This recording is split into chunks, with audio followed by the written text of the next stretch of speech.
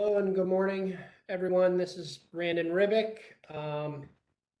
Thank you all for joining us today. I'm very happy to be here to share with you a little more detail about the point of need challenge. So with that, I'll kind of get into this and go over everything at a high level about the RFP. But the opportunity here today is to not only provide a little bit of more detail for you, but also to give a chance to ask some questions and help get you some answers so we can move out on this at pace. So with that, next slide, please.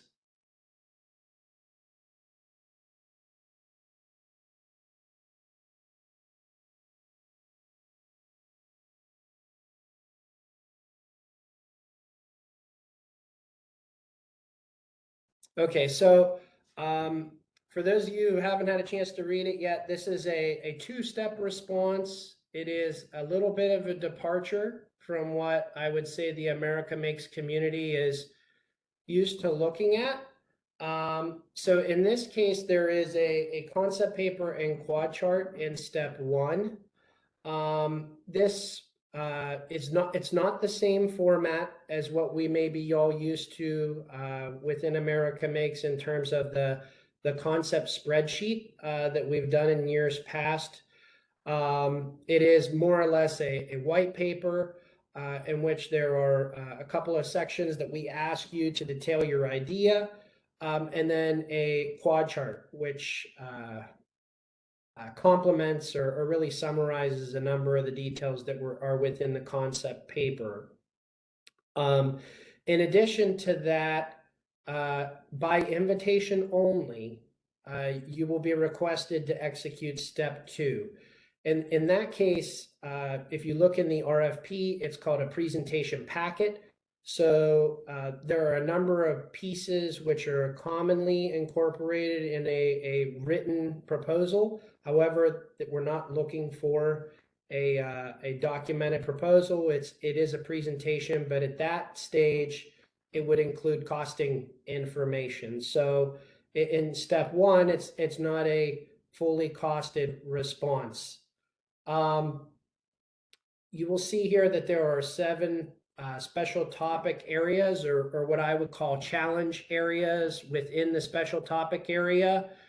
And there are specific considerations that we're asking that you consider as you develop and refine not only your approach, but your response, right? We want to understand the logic. So please be clear, explicit, and deliberate. If you look at the evaluation criteria, we want to understand why you're choosing the individuals that are going to be a part of your team, and how the activity is oriented towards delivering measurable progress.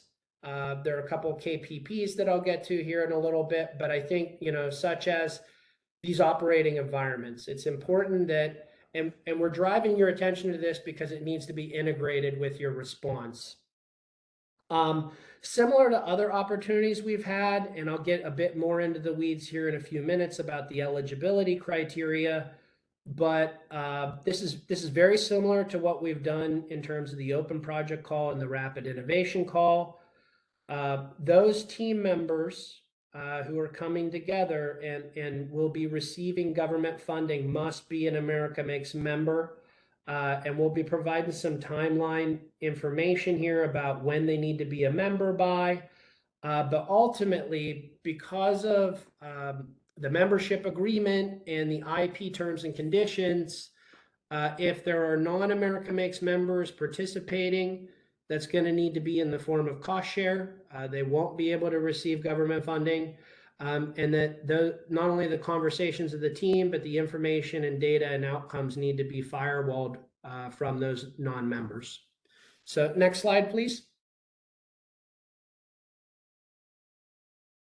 So I mentioned that there's a concept paper and quad chart. So this is talking about the page limits there.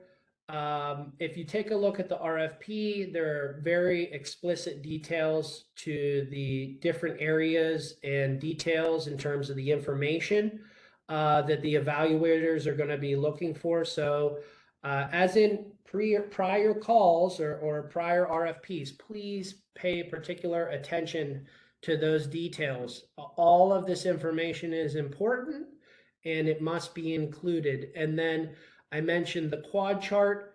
This is available for download on the website. You should see it on the same page where you've downloaded the RFP. You can download the template, and you can see off to the right hand side is a example of that. Next slide. So I mentioned the special topic areas, and I hit upon the operational environment a little bit, but the reason I want to cover this today is that we need to think about the conditional utility of the technologies that we're detailing, right? So for those of you who have been engaged and hearing things that we've been publishing and detailing to the community in the last year and a half, we continue to repeat the reality or to communicate that our understanding of additive manufacturing and advanced manufacturing technologies, it's conditional. And this is a great opportunity for all of us to exercise another facet of that. And in this case, this is a scenario-based utility that we're looking for teams to demonstrate, right? And it is unique unto not only the location where this is happening, so we're talking about a forward operating base and a remote location, right? So we need to think about not only the conditions that will allow us to operate and utilize the equipment, but as you can see here, we're also thinking about the personnel.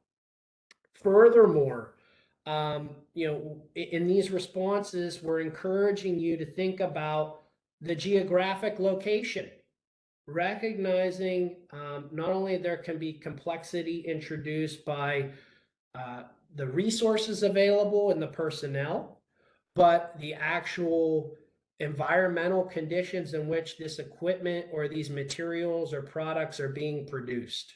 And that certainly can present a challenge, right? Recognizing that very often advanced manufacturing or additive manufacturing is conducted in a well-controlled environment, even from a temperature and humidity perspective. So we're asking that you pay close attention to that and consider that as part of your response as well.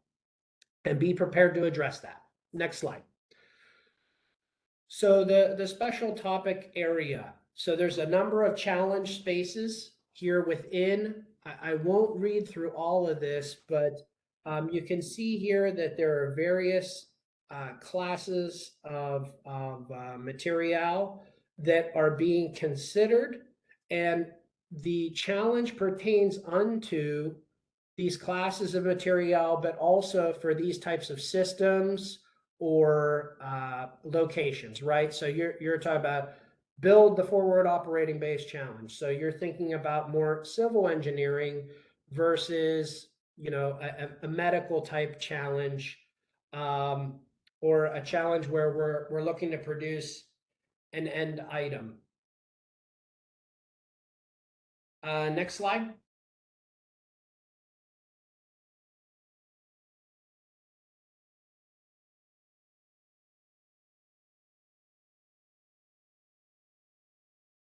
Okay, so the power challenge. So this is focused on fuels and lubricants and oils, and demonstrating what can be done there for those classes of materials. There's a cyber challenge in terms of maintaining operational readiness, staying in the fight challenge. So I think what's important for us to just keep in mind as we're thinking about this, we are not particularly focused on a given material. We are not particularly focused on a given application. It is demonstrating the utility under these conditions for these types of systems, and also in these what I'll call more forward deployed environments. So next slide.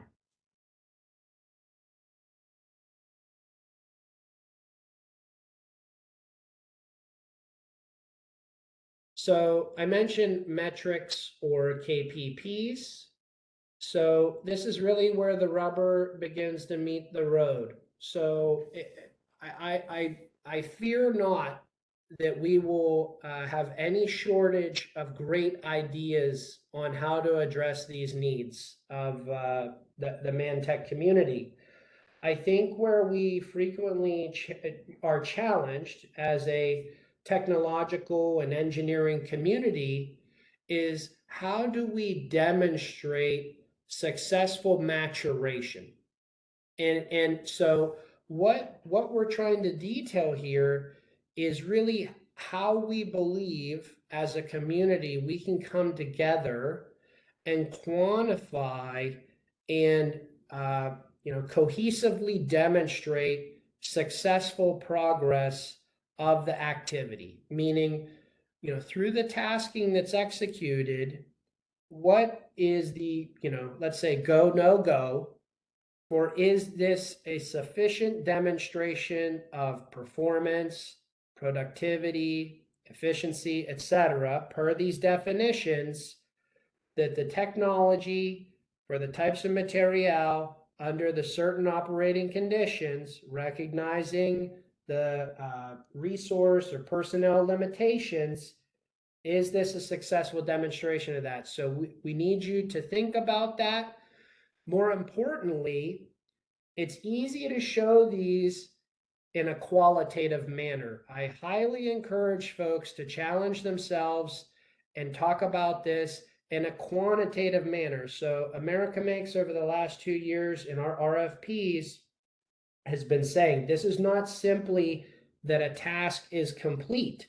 Let's think about the utility that the technology brings to the system or to the manufacturing operations or to readiness, and then not only demonstrate that, but document it and quantify it in a relevant manner. That is the goal whenever we're talking about tell us the KPPs, show us the metrics. Next slide.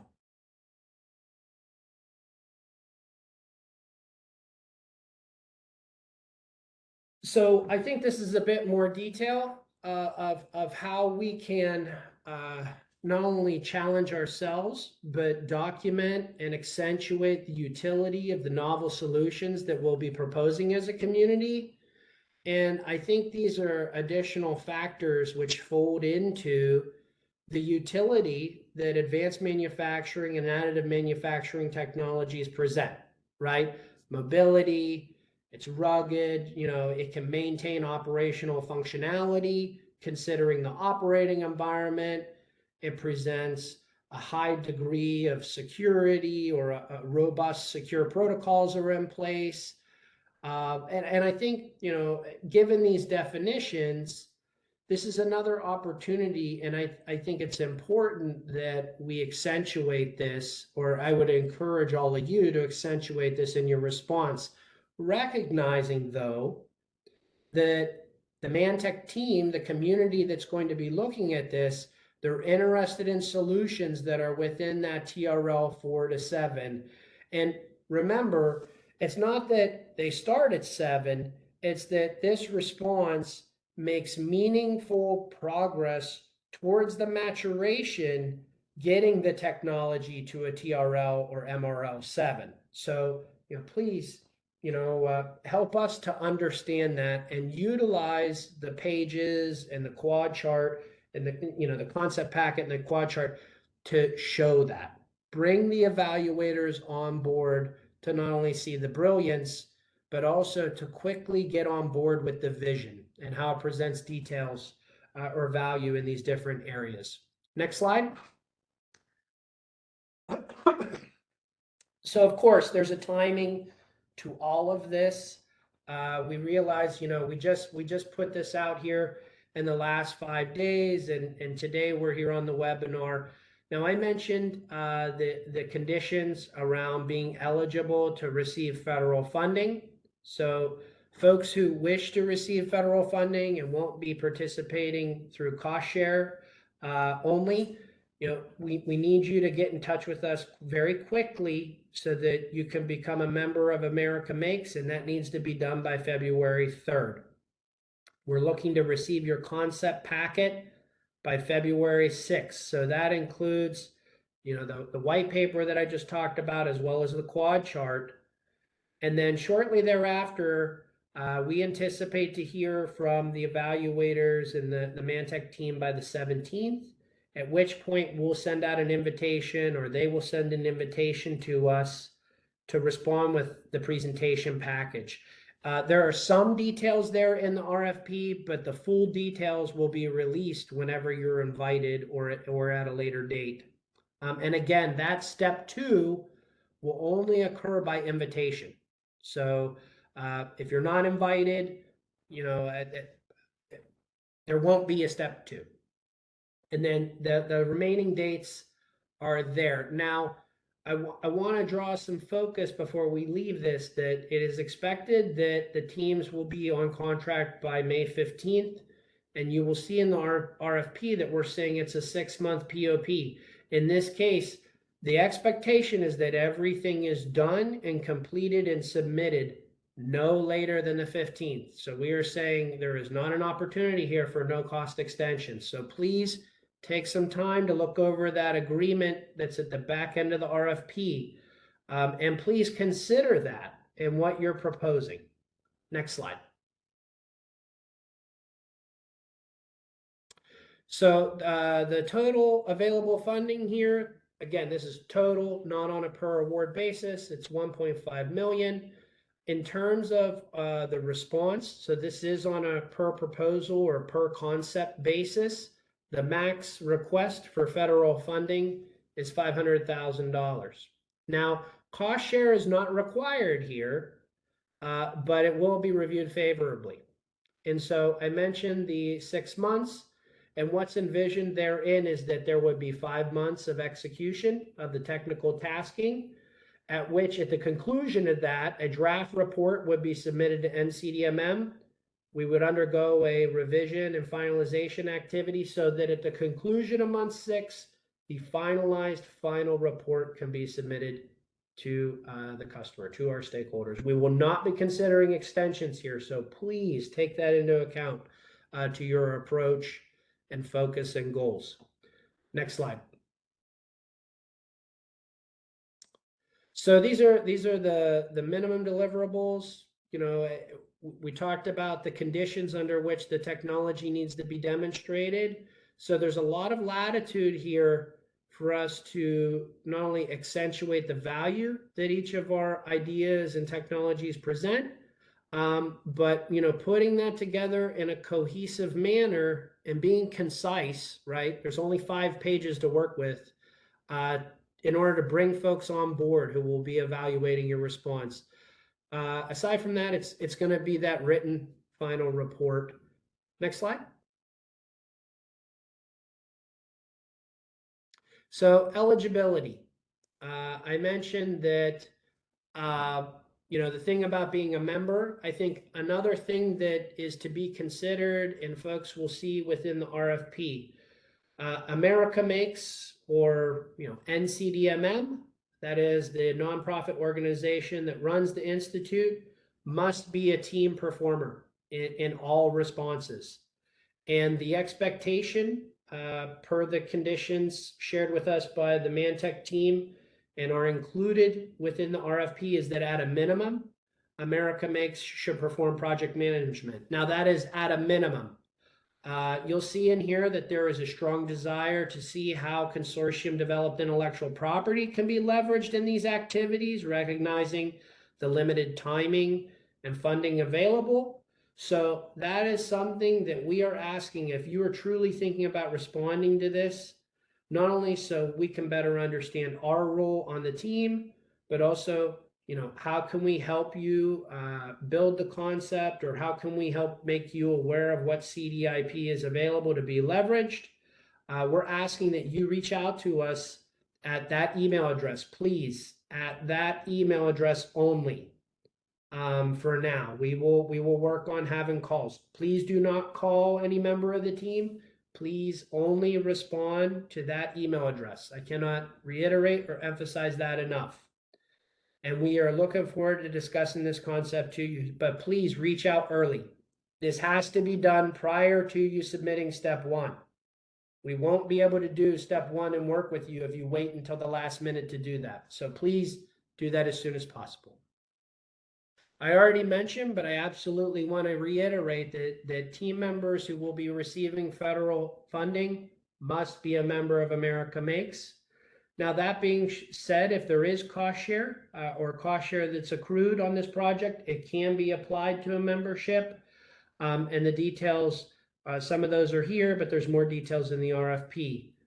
I will reiterate that non-America Makes members contributing to activity has to be done through cost share, and that they need to be firewalled from the outcomes as well as the detailed project team discussions that would be happening due to our IP terms and conditions within the membership agreement. I think a very important thing for us to all consider, and this is very unique, not commonly included in most of our RFPs, apologies, is that each team must contain at least one industry organization. And the details of that are included here. I won't belabor this and read them to you, but again, I will say if you look closely at the evaluation criteria, responders to this opportunity are being encouraged to really assess why include these people, what's the role or the benefit, particularly not only to the approach, but the outcome, right? And that's what this requirement is driving at, the outcome, the end game. We need to keep that in mind here. Next slide, please.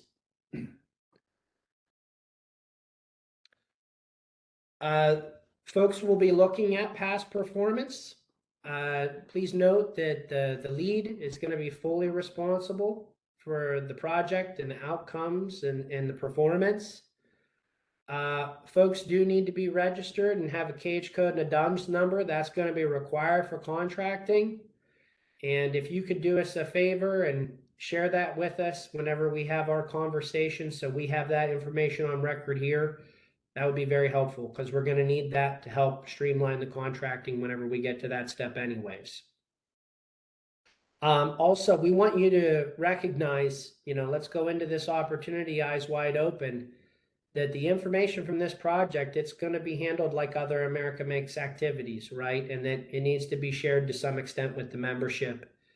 And that the report, right, is going to end up in our digital storefront. And so please keep in mind, the requirements here are a little more stringent than they commonly are. And there are some requirements here around foreign national participation. So absolutely, the teaming arrangements have to be identified and disclosed. And please, please, please keep in mind that last requirement there. That is going to be a very stringent one, and that we don't want that to become a challenge for you at the last minute. So look over these things, review them, keep them in mind as you're building out your team. Next slide, please. So reporting, I already talked about the minimum deliverables, and as you can see, a lot of this is very much in line with that. These are very minimum in terms of the reporting.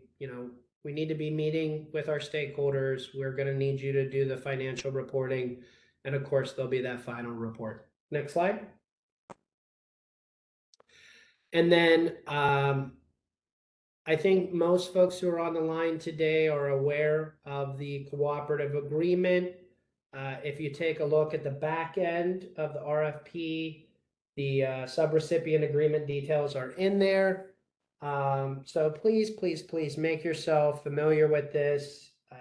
It will help us to get you on contract and get activities started, which, as we can all see, this is not only a short turnaround in terms of the response, but it's not a very long POP either. So we don't want it to be drawn out. So that's why we provide all this information up front.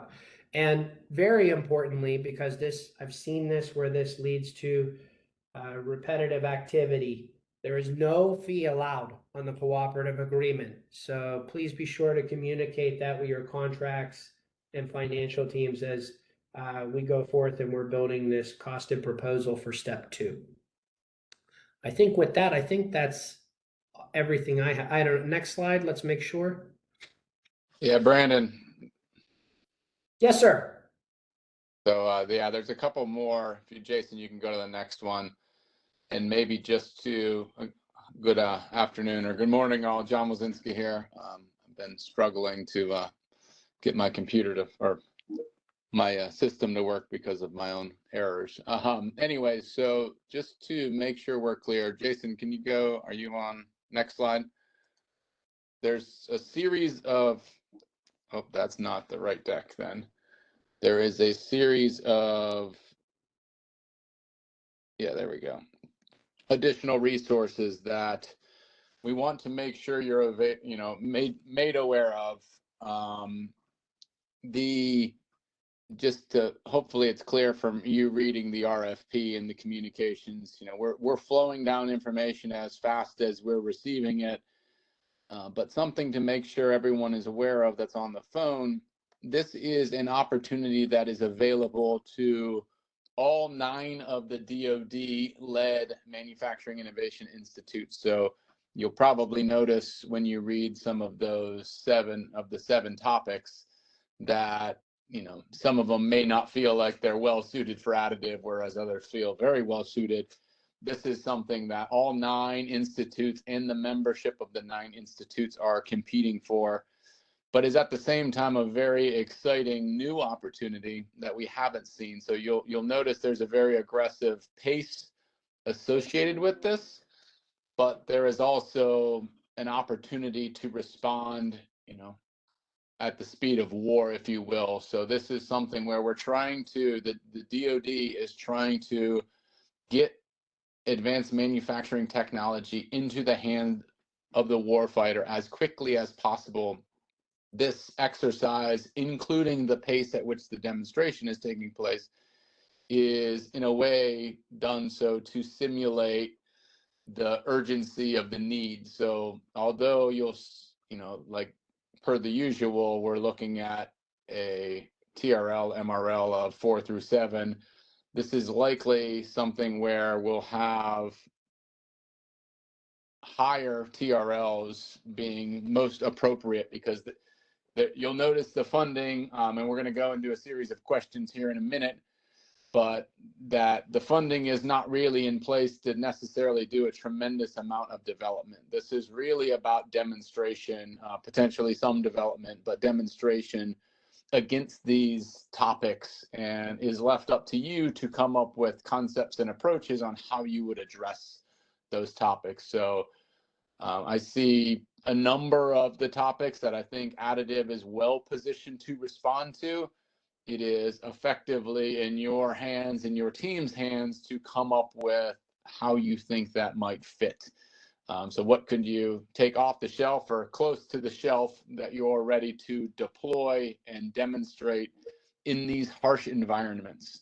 That's the other key. So on this additional resources page that's in front of you right now, there's a couple of things that are posted. If you were to click on these links, and we can do that in a second, but they're all posted on the America Makes website under open project calls. And when you go to that, you'll see the page where you would have landed to probably get this information to come here. There's a series of questions that have been posted or that have been proposed by membership from the institutes, along with associated responses from the DoD. So you'll look at, we can go through those in a second. The second is a short summary of operational environment considerations.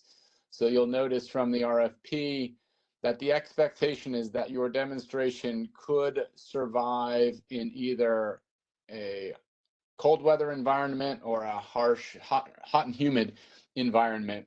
The specifics of that, those environments are documented within that link there.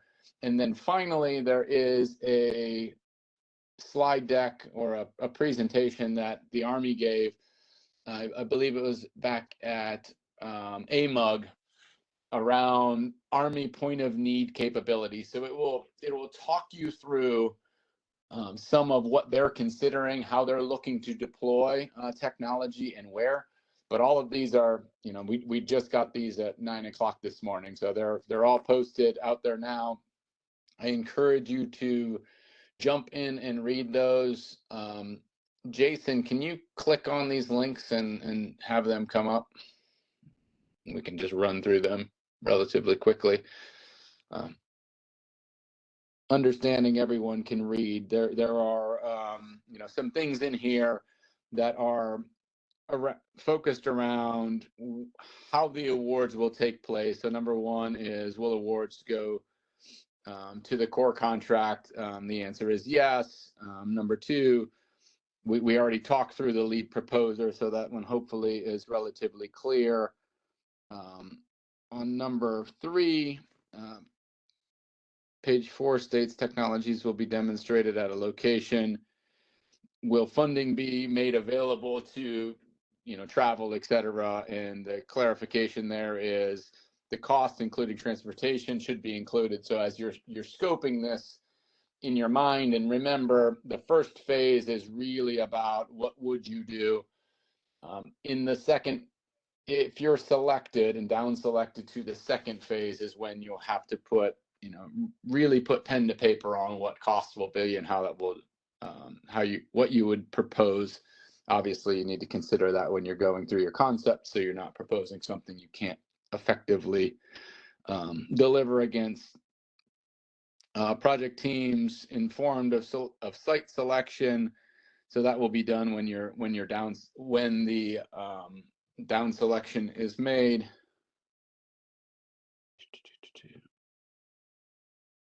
Demonstration will be performed within the 6 months, so it will not be after. The specifics of that will be to the performers while performing. We talked about operational environments. At this point, it will only be performed at one, but the expectation is that your solution is applicable to both environment. And then 4, I answered out of order, was about funding available. All things need to be considered into your solution for that, up to 500K. Can you go to the next page, unless I'm just not seeing it, Jason? There should have been more questions there. So clarification or just additional information, so when you're scoping out the role of the institute, effectively, we will, like we do on all the projects that are run through the cooperative, we will be program managers. As Brandon mentioned, we encourage you to reach out to us. I've been handling phone calls, so reach out directly to that project call site and we will get something set up, mainly just to make sure you have an understanding of what that looks like, how to fit it into what you do, or if there's other things that you were looking for support on, we'd be happy to engage in those conversations as well. We are not going to be, as an institute, reviewing and vetting and down selecting in any way or ranking. We will be flowing communications. We try to give as much time as possible in the calendar, or in the schedule. We have to submit on the 7th of February and we have everything due on the 6th. And as Brandon mentioned, if you don't reach out until the very end and then we find out that you didn't address the criteria, if we only have a couple hours to pull that all together, we're going to have problems. So we encourage you to reach out early, meet with us, talk to somebody on the team, and make sure you're just considering everything as you're putting your white papers together. We will be then pushing all of those white papers forward in quads, pending. They will do a compliance check to make sure they're addressing criteria, but beyond that, that is all we'll be doing there. We will not be the ones who are actually doing any of the down selection, as they'll be looking at responses across all of the institutes. This number 8, restrictions on how to use the funds. Specifically, they're calling out full-time equivalents or employees. That is, basically per our cooperative agreement is what the rules are. There are, if you're proposing anything around ITAR, there's a requirement to not have foreign nationals included. But all of this, and I encourage you, I think Brandon mentioned it once or twice, but the RFP has more information than we're covering on the slides here. So if there's specific questions that you have that are not addressed, please send them to us via that project call site. We're going to field them in a couple of minutes. We have someone from OSD on as well who can take calls. And then,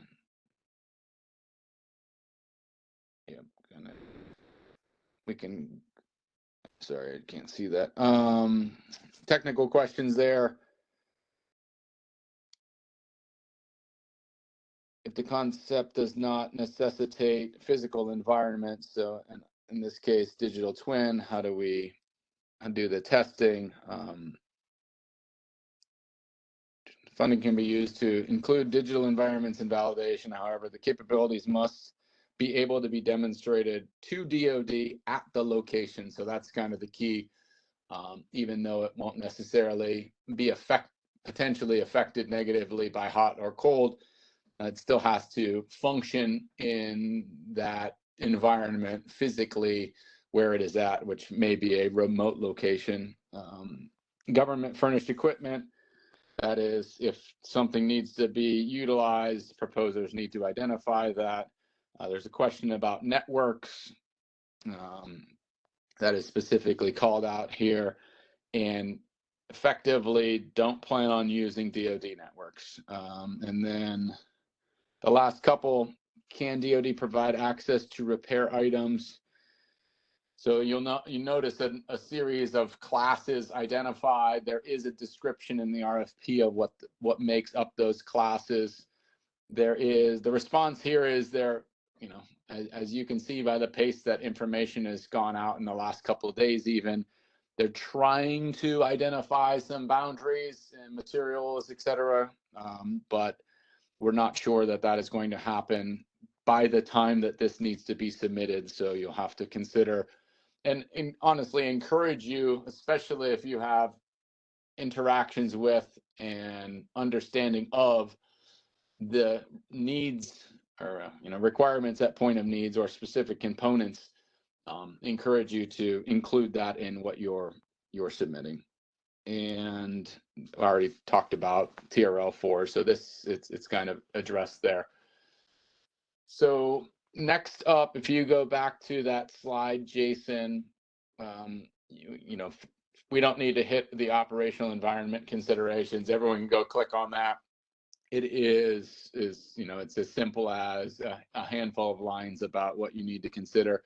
And then finally, the point of need, Army point of need is, as I mentioned, just kind of a series of considerations and ways the Army is utilizing technology at the point of need. So with that, wanting to make sure we leave questions on or time available for questions, whatever they might be. We are open up the floor. I believe, Jason, the WebEx is set up in a way that if you unmute, I don't know if they're to unmute or if they're to type in questions. Can you give guidance there? Yes, sir. So yeah, thanks everyone for calling in today. I do have your questions in the chat and the Q&A. Thanks for getting them in. So I'll go ahead and start asking the questions, and then I'll throw it over the fence to Dr. Connor and JW. Yeah, so just so everyone is aware, and again, sorry, I'm viewing this on my phone, so I'm not exactly sure what folks can see or if there's shiny faces on the screen or not. But Dr. Brett Connor, who works and does the coordination of the JAMWIG, is heavily engaged with the MIIs in coordination with the DoD, is also on the line. He's been behind pulling all of this together. So we've got one of the key people who put this together available for Q&A. So Jason, over to you, sir. All right. Thank you, John. All right. So we'll get right into it. The first question is, is the expectation that in 6 months and for 500K that you deliver the final desired outcome of this challenge, or that you deliver proof of concept that the ultimate idea appears feasible? Assuming the latter, if successfully demonstrated, would this potentially lead to additional development work? Yeah, Jason, this is Brett Connor. I'll take that. So the expectation is that in 6 months and for 500K, you will demonstrate the technology in this operationally relevant environment at the location that we're selecting. I think it's that level of what that looks like may depend on the technology. It could be something that is more, I think they use the words proof of concept based, as long as it can be demonstrated in that environment under the conditions that we could be anticipating there. We do expect that likely you're not looking at a final completely integrated technology ready to be put into an acquisition program, ready to deploy the field at the end of this. So I mean, perhaps you can be there. I don't know, but I don't think that's necessarily the expectation. So yeah, there would be steps that could occur after this. So we're trying to target something that would be able to be demonstrated in that environment. So something that would be a TRL 6 or a TRL 7, not necessarily a TRL 8 or 9. Over. All right, thank you very much. All right, our next question. I think this might help out a little bit with clearing some of these questions up. For budget reasons, should we consider places like Alaska as a potential demonstration site? We assume funding for moving the equipment is part of our budget estimate. Yeah, so very, very much funding for moving the equipment is part of the budget estimate. That was shown in the question and answer sheet there, that yes, you need to consider the transportation, the shipping and transportation of the equipment. Personnel needed to operate this as part of the budget estimate. Should be conservative in nature. I honestly don't know whether we are considering Alaska at this point as part of a demonstration site. But I think you want to hedge yourself to be a bit conservative on your estimates for moving things to the site. So maybe stick with continental U.S. and should be okay.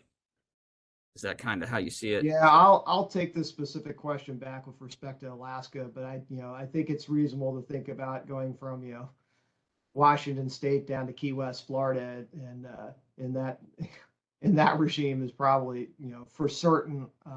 Let me look into Alaska. Over.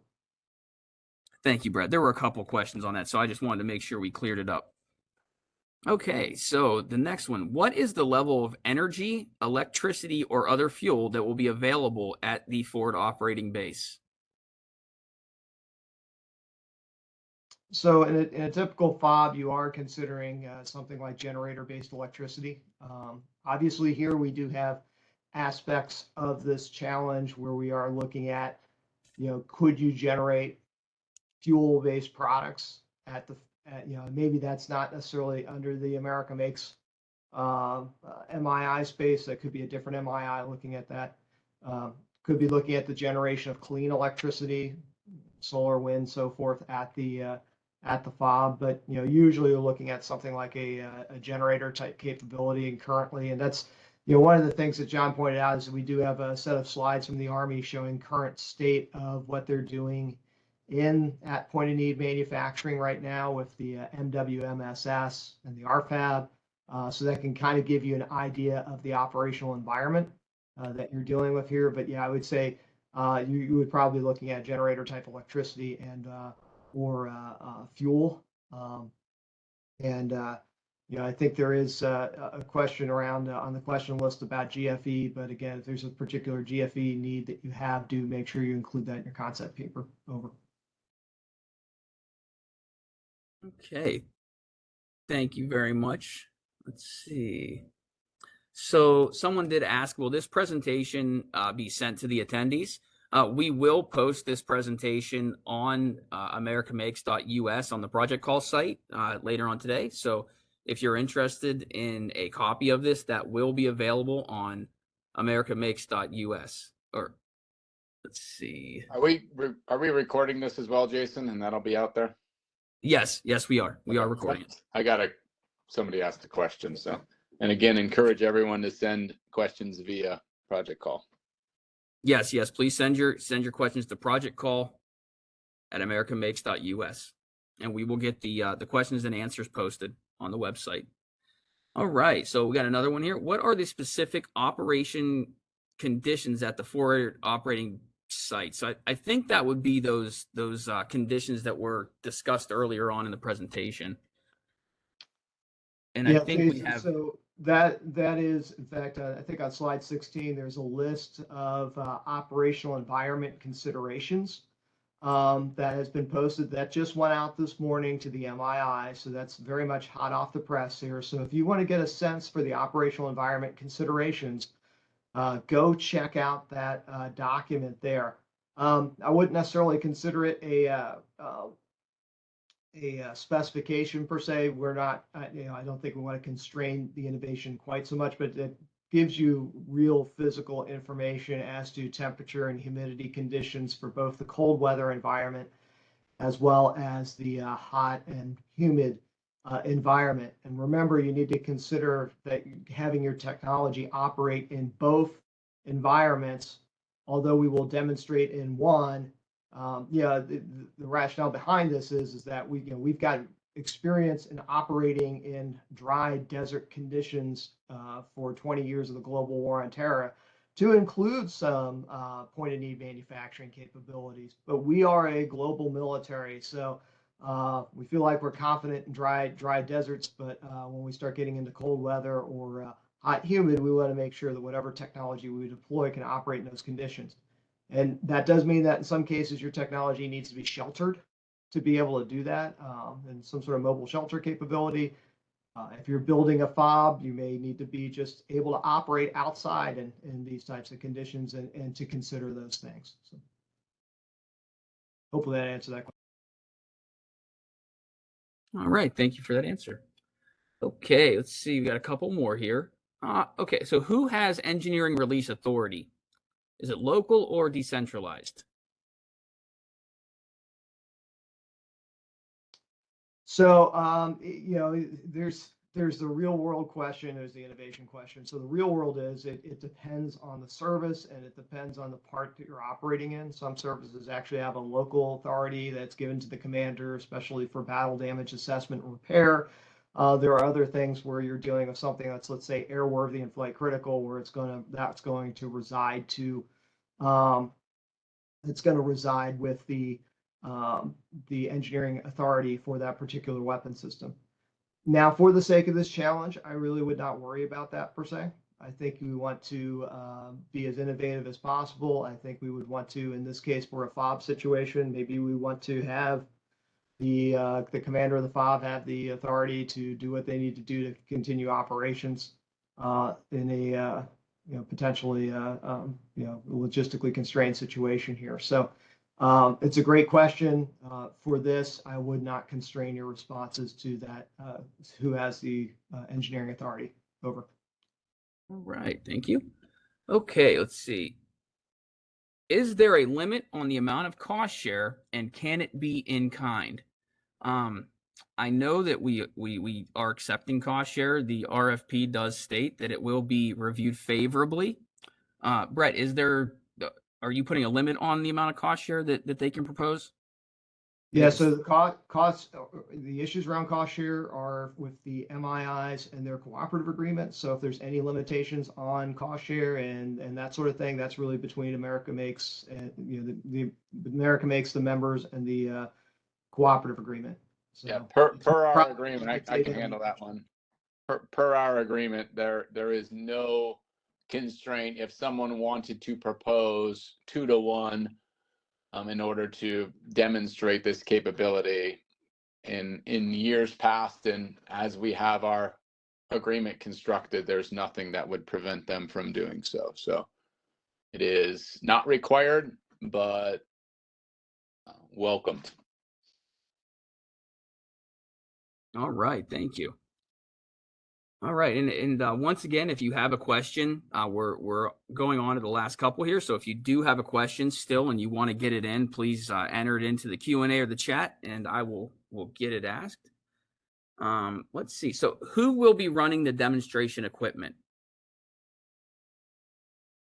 That's going to be largely up to the proposers. We are not requiring that DoD personnel operate it. I understand that there'd be some good reasons not to let DoD personnel operate it per se. But there may also be a desire to have DoD personnel operate it. We are here to, I think the intent is for the personnel to witness the demonstration. Obviously the proposer is very sensitive about their equipment. Maybe they don't want DoD personnel to operate it. It's understood. In other ways, the proposer may want to have DoD personnel operate the equipment that they feel like that they want to show that the DoD can actually do that. So we kind of there's no requirement for DoD personnel to operate your equipment. We kind of leave that up to you. All right, thank you. All right, let's see. We have two more here. So the forward operating base challenge calls for the use of locally available materials. Should we include logistical costs to transport our own materials, not the equipment, as we've talked about that, to the demo site, or will the DoD provide logistical help? I would recommend including that to err on the conservative side and include the cost of being able to bring materials to that location, just in case. Keep in mind that that is written not as an obligation to use local materials, but that may be preferred to a certain extent, to be able to say, yeah, if we needed to, we could use materials that exist at that location versus having to haul in materials, because again, we are anticipating this could be a logistically constrained situation. So, but I don't want to constrain innovation here. So that's like, we like the idea of being able to use materials in a given location. If we were forward deployed and we couldn't get access to materials, then we could use local materials. Not necessarily, we would welcome proposals here that would need to have materials in. But having said that, because of we may be in a location we can't just take a backhoe and start taking materials up, that we should anticipate that you will bring in your materials with you, and you should include that in when you put together your cost estimates. All right, thank you for that answer. And this is our last question. Let's see, is there a specific part or part family that needed to be made by AM Technology, or just a concept and tool? So I think John mentioned this earlier going through the questions, but we are trying to pull together a list of relevant parts, preferably not export controlled parts, that we could work on as part of this activity. We're trying to get that together here. I just received a list of parts that is way, way too much. So I'm trying to scale that back a little bit, and we'll try to get that out there as soon as possible. But yeah, we're trying to come up with a list of parts that would be relevant to the DoD. All right, great. Thank you very much, Dr. Connor. Been very helpful with the Q&A. I think that's all we've got time for today. So thanks everyone for joining us. Remember, if you are interested in the DoD Point of Need Challenge, please reach out to the Institute as soon as possible. We'd love to have a conversation with you. And if you do need to join as a member, please make sure you get a hold of us right away. John, anything you'd like to add? Yeah, I think the only thing to add would be just continue to watch the website. We'll be putting out communications as soon as we get them in. We'll be updating Q&A as soon as we see things flow in. Remember, there's a number of different organizations working this. So as good questions are coming in from other institutes, we want to make sure that flows out to you all as well. So if you're actively working or planning on putting something together, the best bet for you is to make sure you reach out to us, just so we can keep that group of people. This is not going to be for everybody. There's plenty of constraints, but that's really what we're trying to overcome here and address. So it's the better a list we have that we can make sure we're staying in communications with as things come out versus blasting thousands of people all the time for what might be a small population of people who can perform. The best bet is to reach out and make contact with us, but monitor website, etc. Thank you all for joining. Really appreciate it. I'm really looking forward to what comes out of this and hopefully successful submissions so we can go present with all of the others at the pitch day in March. Thanks. Have a good one. All right. Thanks, everyone.